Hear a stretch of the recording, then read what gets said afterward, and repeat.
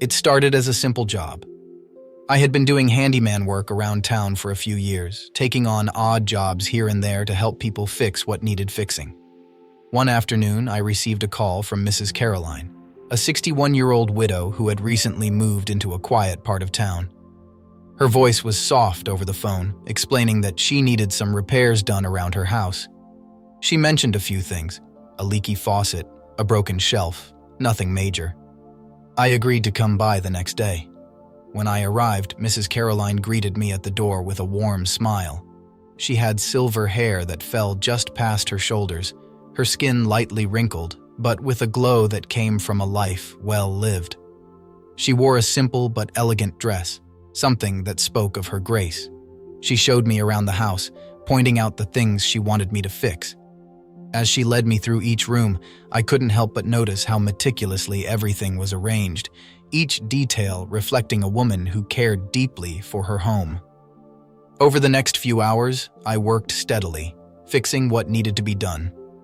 Mrs. Caroline stayed close, offering me water, checking in on my progress, and occasionally engaging in small talk. At first, our conversation was light, but as the hours went by, it became more personal. She talked about her late husband, about how lonely the house felt now that she was alone. There was a sadness in her eyes when she spoke about him, but also a quiet strength. It was clear that she had loved him deeply and that his absence had left a void in her life. As the afternoon sun began to set, I finished up the last repair, wiping my hands clean. Mrs. Caroline invited me to stay for tea, and though I had other work to do, something about her gentle manner made it impossible to refuse. We sat in her cozy kitchen, sipping tea, the air between us thick with unspoken words. She looked at me over the rim of her cup, her eyes studying me intently. "You've been such a great help today," she said softly, her voice carrying a warmth that seemed to go beyond mere gratitude. "It's been a long time since I've had someone to talk to, someone to help me around the house." I smiled, feeling a strange sense of connection to her, one that I couldn't quite explain. "It's my job, Mrs. Caroline," I said, though the words felt inadequate for what was brewing between us. She set her cup down, her fingers lingering on the handle. "Call me Caroline, please," she said, her voice dropping to a near whisper. "There's no need for formalities." Something shifted in the room then, an unspoken tension that neither of us addressed directly. The silence between us grew heavier, but not uncomfortable. It was charged with something more, something deeper. I could feel her eyes on me, could feel the weight of what she wasn't saying. And I knew, in that moment, that this was no longer just a routine job. She stood up slowly, her movements graceful, and walked over to me, her eyes never leaving mine. I felt my breath catch in my throat as she came closer, her presence commanding yet tender. She stopped just in front of me, her hand reaching out to lightly touch my arm. The warmth of her touch sent a ripple through me, and I knew this was more than just a casual gesture. "I haven't felt this way in a long time," she said quietly, her voice trembling slightly, as though she was unsure of how I would react. "It's been so long since I've allowed myself to feel anything." Her admission hung in the air between us, and I could see the vulnerability in her eyes, the fear of rejection, the hope for something more. My heart raced as I realized what she was asking of me, not in words, but in the way she stood there, so close yet waiting for me to make the next move. I reached out, placing my hand over hers, feeling the softness of her skin beneath my fingers. She didn't pull away. Instead, she leaned in closer, her face inches from mine. I could see every line, every detail of her age, but it only made her more beautiful, more real. Her breath was warm against my cheek, and the smell of her perfume filled my senses. Without thinking, I closed the distance between us, my lips finding hers in a soft, tentative kiss. She responded immediately, her hands moving to my shoulders, pulling me closer. The kiss deepened, slow and gentle at first, but growing more intense with each passing second. There was a hunger in her that matched my own, a longing that had been buried for too long. Her hands wandered to the back of my neck, her touch sending shivers down my spine. When we finally pulled apart, she looked up at me, her eyes filled with a mixture of desire and uncertainty. "I didn't think I could feel this way again," she whispered, her voice shaky but full of emotion. "But with you, I do." I didn't know what to say. All I knew was that in that moment, nothing else mattered.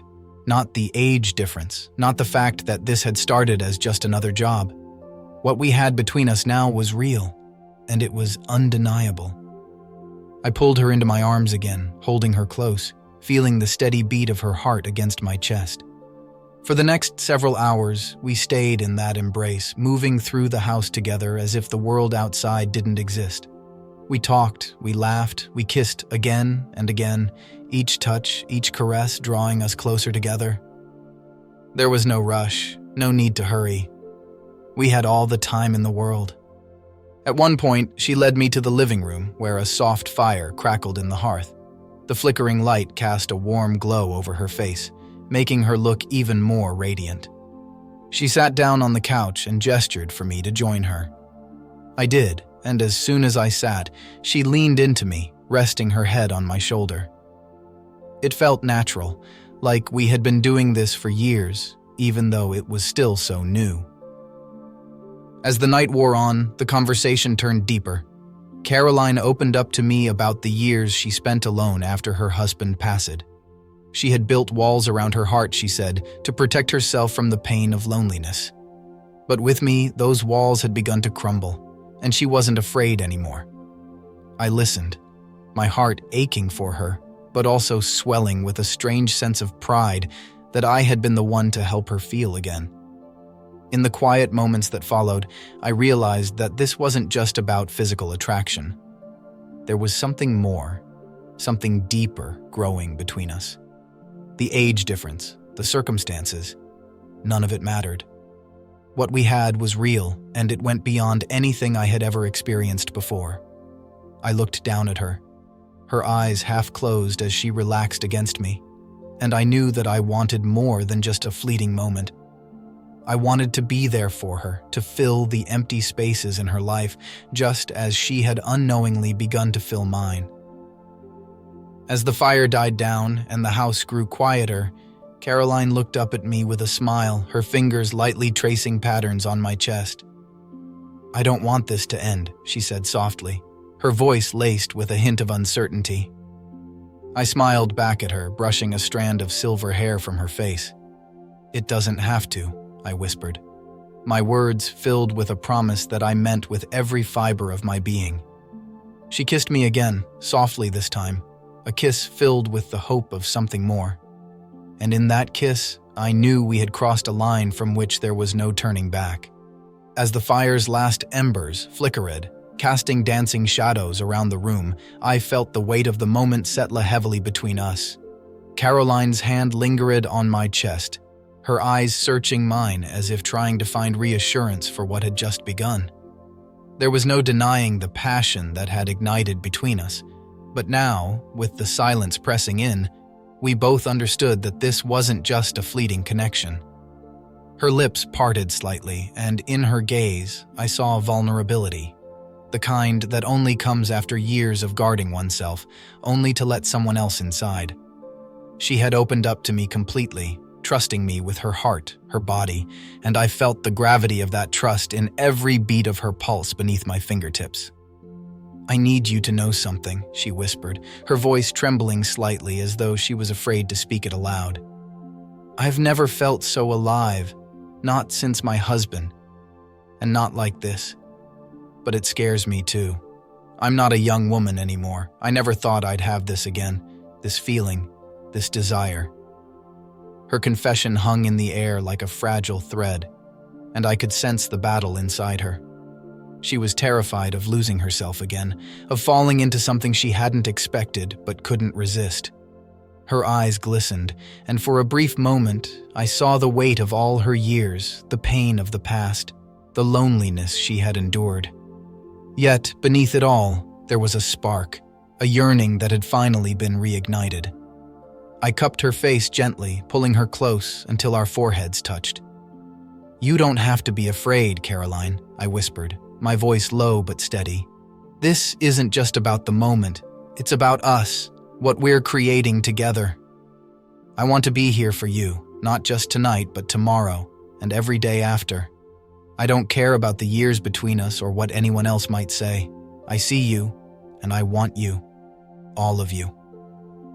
The intensity of my words seemed to wash over her, her breath catching in her throat as she wrapped her arms around me, pulling me into a deep, consuming kiss.